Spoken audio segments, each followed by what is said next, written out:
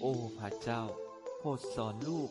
ให้รู้จักซอกแสวงหาอาณาจักรของพระองค์ในสิ่งเล็กน้อยในชีวิตประจำวันของลูกเพราะเมื่อลูกทำสิ่งเล็กน้อยบ่ว่าจะเป็นการปัดกวาดเรือนซางล้างถ้วยล้างจานลกหญ้าเฮ็ดสวนช่วยเหลือพ่อแม่คนเฒ่าชรา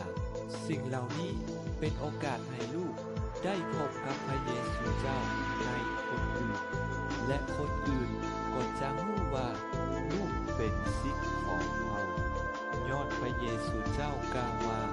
โลกจะรู้จักว่าพวกเจ้าเป็นศิษย์ของเขาก็ต่อเมื่อพวกเจ้ารักกันและกันแม้นความรักนี่แหละที่เป็นเครื่องหมายแห่งอาณาจักรสวรรค์ของพระเจ้าในแผ่นดิน